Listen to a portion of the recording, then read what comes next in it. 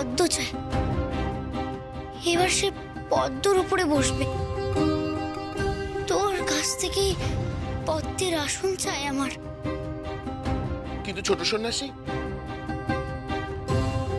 তুমি তাকে পদ্মের আসন দেবে কি করে?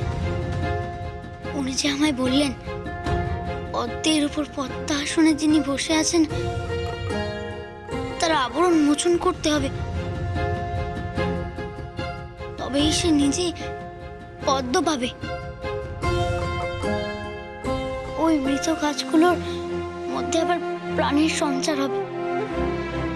ওই মৃত উপত্যকায় আভা সবুজে ঘিরে যাবে। তিনি কে রে লোকনাথ? মৃত্যু উপত্যকায় তিনি আছেনই বা কেমন করে? উনি তো তারা।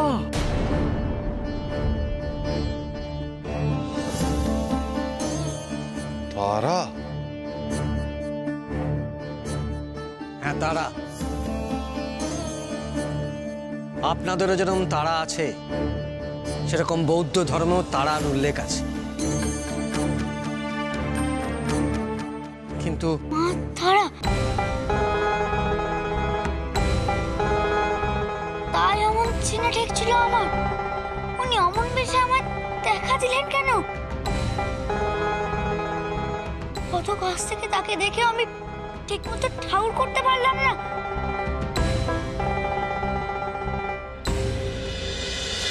সত্যি কথা বলো তো, তুমি কে?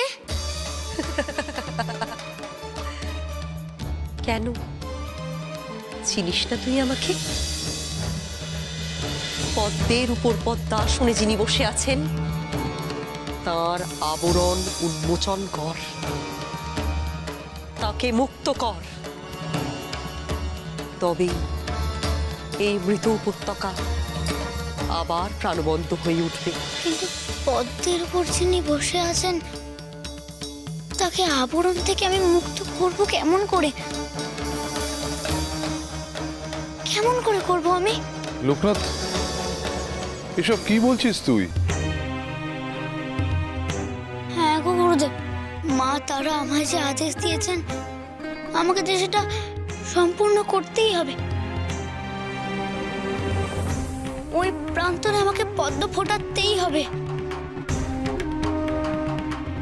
এ বালক, তুমি সবটাই স্বপ্ন দেখছো বলে আমার বোধ হচ্ছে।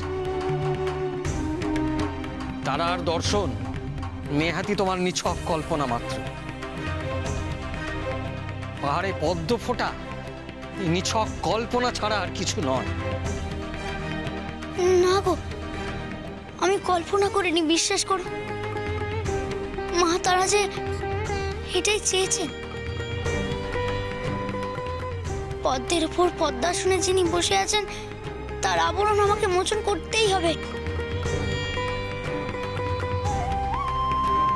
আবরণ মোচন করবো বললেই কি তা সম্ভব হয়? কেমন করে করবে তুমি? তা তো আমার এখনো জানা নেই, কিন্তু পদ্মের উপর পদ্মাসনে কে বসে আছে সেটা না জানলে যে। পদ্মের আসনে এখানে একজনই বসে আছেন,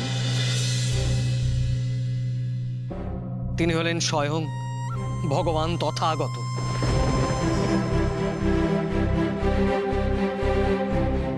তার চারিদিকে তুষারে ঢাকা।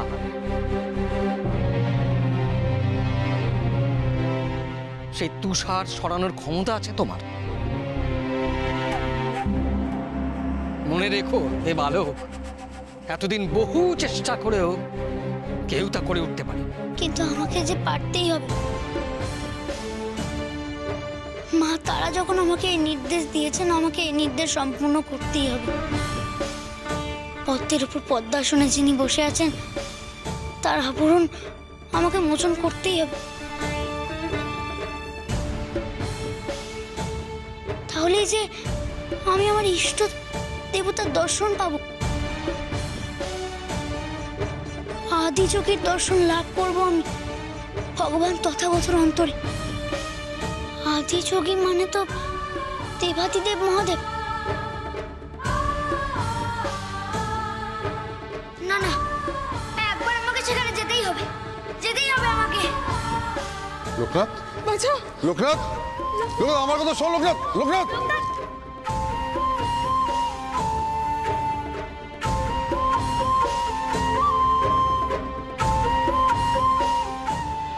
ছোট সন্ন্যাসী তো ঠিক কথাই বলেছে। তান্ত্রিক বুদ্ধ মতের মূল হলেন আদি যোগী মহাদেব। তাহলে চলুন চলুন, শিগগিরই ওদিকে চলুন, দেখি আমাদের ছোট সন্ন্যাসী কি করছে। চলুন চলুন চলুন।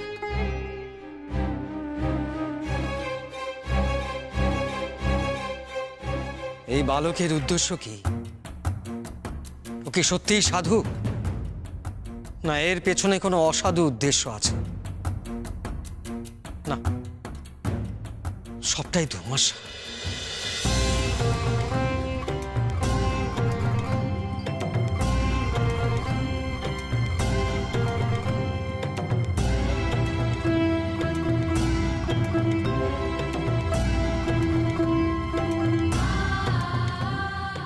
এই তুষারের আবরণ ঘোচাতে হবে। ভগবান তথাগতকে এই তুষার আবরণ থেকে বার করতেই হবে আমাকে, তবেই ফুটবে পদ্ম। আমিও আমার ইষ্ট দেবতাকে ওনার মধ্যে দেখতে পাবো।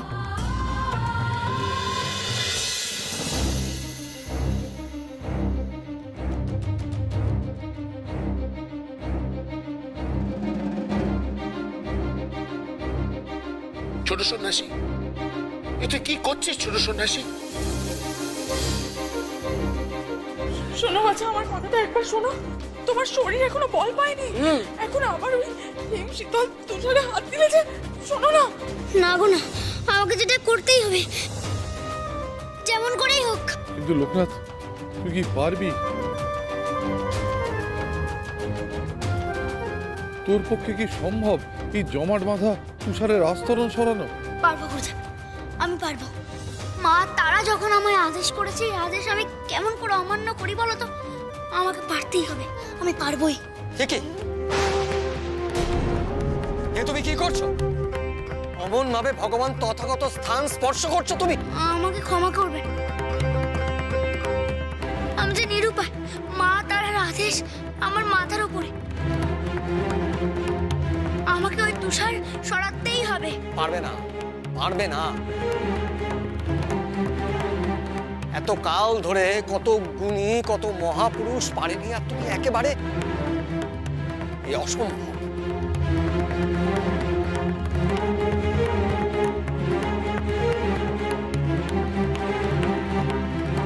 তোমরা স্তব্ধ হয়ে এই বালকের ক্রীড়া দেখছো।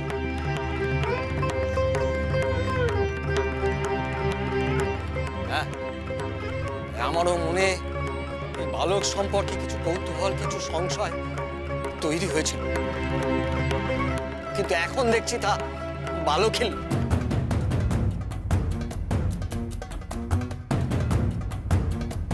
সরে এসো, সরে এসো।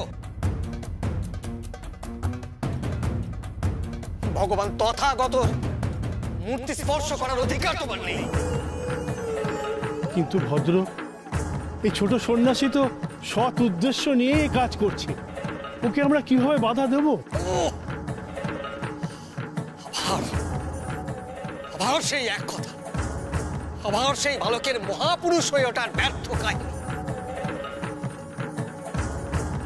এই বালককে মহাপুরুষ বানানোর খেলায় তোমরা মত্ত হয়েছো, তোমরা অন্যায় করছো।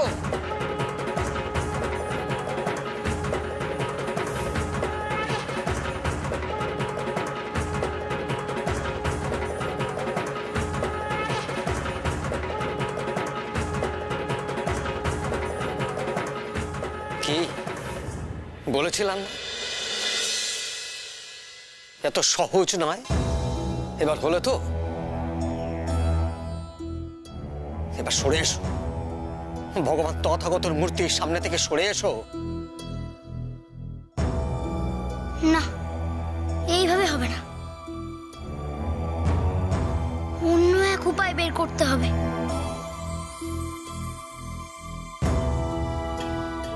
অন্য উপায়? আর কি উপায় আছে লোকনাথ?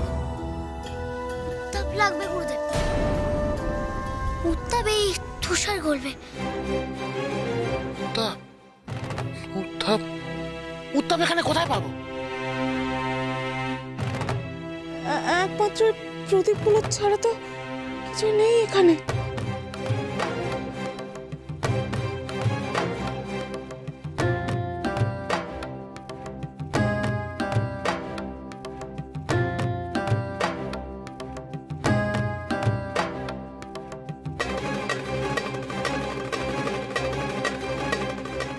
সত্যি সত্যি এক নিতান্ত বালক তুই।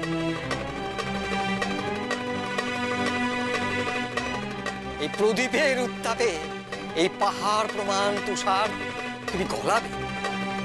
মনে সদিচ্ছা আর ঈশ্বরের আশীর্বাদ থাকলে এইটুকু প্রদীপের আগুনেই এই তুষার গলে যাবে গো।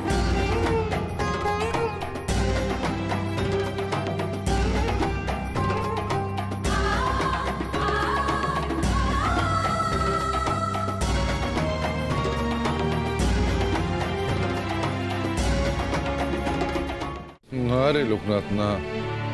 আমার মনে হচ্ছে এক্ষেত্রে তুই বৃথাই চেষ্টা করছিস।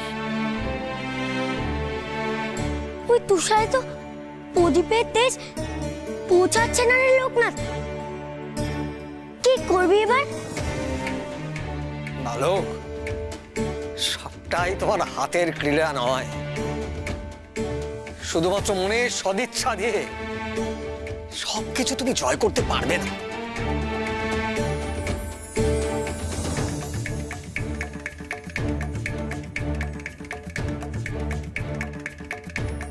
এই তুষার তুমি গলতে দেবে না প্রভু? তাহলে তোমার মাঝে আমার ঠাকুরকে আমি দেখবো কেমন করে? পদ্ম ফুটবে কেমন করে? বলো বলো আমাকে, দয়া করো প্রভু, আশীর্বাদ করো, আশীর্বাদ করো তুমি। বৃথা প্রচেষ্টা, বৃথা প্রার্থনা। ভগবান তথাগতর আশীর্বাদ ধন্য হবার অধিকারী তুমি নও। দয়া করো প্রভু, দয়া করো আমাকে, দয়া করো তুমি, দয়া করো। থাক লোকনাথ, তুই শান্ত হ বাবা। হয়তো হয়তো এই পথ তোর জন্য নয়। না গুরুদেব, ওই আবরণ থেকে মুক্ত না করে আমি যে কিছুতেই শান্ত হতে পারবো না গো।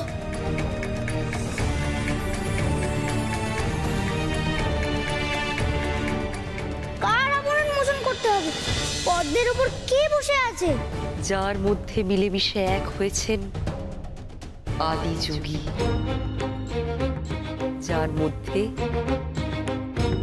তোর ইষ্ট দেবতাও বিরাজ করেন, যার মধ্যে সব ধর্ম মিলেমিশে এক হয়ে গেছে, তার আবরণ উন্মোচন কর।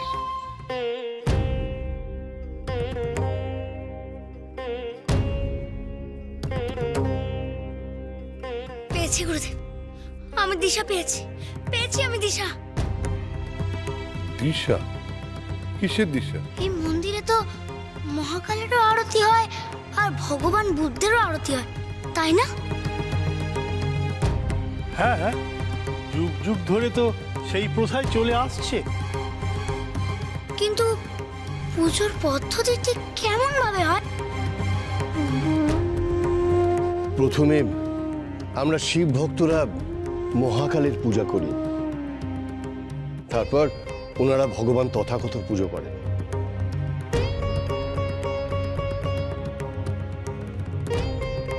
বুঝেছি। হে ভগবান তথাগত, আজ তোমার আরতি প্রথমে হবে।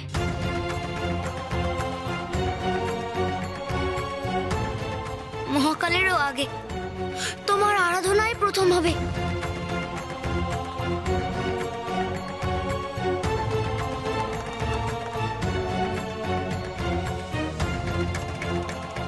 এই হলো একমাত্র পথ।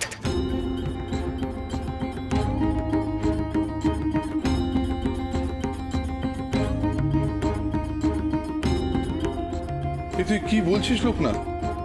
হ্যাঁ গুরুদেব, আমি ঠিকই বলছি। আজ ভগবান তথাগতর আরতিই আগে হবে। তারপর মহাকালী। এই হয়তো একমাত্র পথ। এ তুমি কি বলছো ছোট সন্ন্যাসী? তুমি যা বলছো তাতে তো এতকালে নিয়ম রীতি লঙ্ঘন হবে। চিরকাল মহাকালের পুজো আগে হয়ে এসেছে। আর যদি সেই নিয়মের লঙ্ঘন হয় আর তার ফল যদি বিরূপ হয় তখন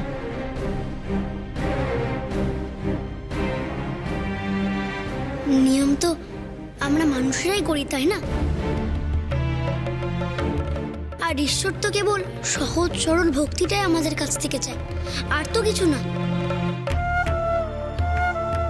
নিয়ম মানুষ গড়লেও প্রতিটি নিয়মের পেছনে কোনো না কোনো যুক্তি থাকে, আর সেই যুক্তি মেনেই এই মন্দিরের পূজা পদ্ধতি তৈরি হয়েছে। তা তো আমাদের ভুলে যাওয়া উচিত নয়। পুজোর পদ্ধতি যাই হোক না কেন, মহাকাল আর ভগবান তথাগত তো আলাদা নন।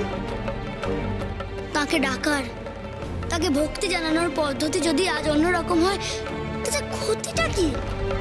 ভক্তি জানানোর পদ্ধতি কি হবে না হবে তা তো তোমার মত অনুসারে হবে না। হে বালক, নিষ্ঠাসহ ভক্তি নিয়ম মেনেই করতে হবে। তা তুমি হঠাৎ করে এই রীতি পরিবর্তন করতে চাইছো কেন বলো তো? আসলে আমার মন বলছে আজ এই নিয়ম ভঙ্গ করে ভগবান তথাগতর আরতিটাই আগে দেওয়া উচিত। তাহলে সমস্যার সমাধান পাওয়া যাবে। তোমার মন বলছে বলেই রীতি পরিবর্তন করতে হবে, লঙ্ঘন করতে হবে? বালক, জেনে রাখো, উপাসনার অর্থ কোনো ক্রীড়া নয়। আমি জানি মা তারা আমাকে যে আদেশ করেছেন সেই আদেশে তো আমি শুধু পালন করার চেষ্টা করছি।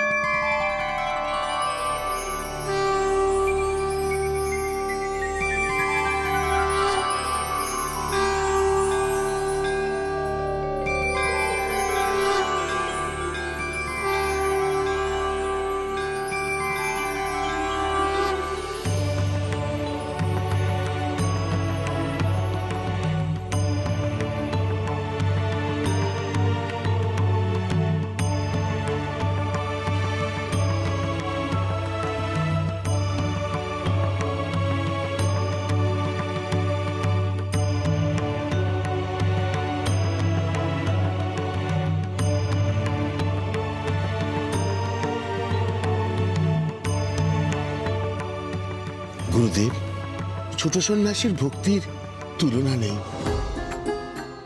ছোট ছেলেটা নিজে হাতে প্রদীপ জ্বালিয়ে এত বড় প্রদীপটা নিয়ে আরতি করতে চলেছে।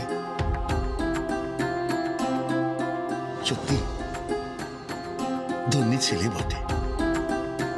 ঈশ্বরের সেবা যে লোকনাথ সবসময় নিজে করতে চায়, মন প্রাণ ঢেলে সবটা করে। তা নইলে ওইটুকু ছেলে অত বড় প্রদীপ নিয়ে এইভাবে প্রদক্ষিণ করতে পারত? আসলে ও যে কারো সাহায্য নিতেই চায় না, আর তাই সর্বশক্তিমান সব সময় ওর উপর কৃপা বর্ষণ করেন।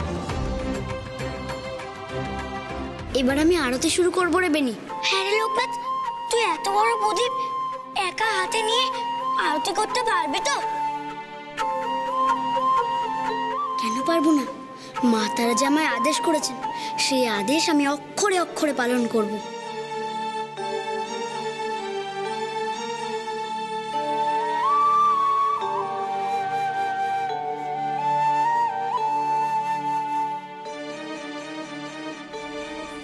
ওম নমঃ শিবায়।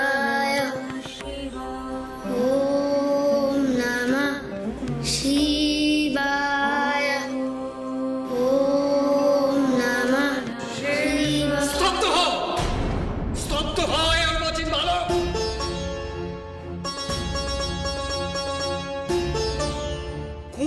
তুমি ভগবান তথাগতর আরতি করছো? কেন? যে মন্ত্রে মহাকাল শিবের আরতি করি আমি, সেই মন্ত্রেই করছি। থামো। ভগবান তথাগতর আরতির মন্ত্র পৃথক, তো হিন্দু মতে করছো। ছি ছি ছি, এ তো পাপাচার। পাপ? তবে কি আমি কোনো অপরাধ করলাম?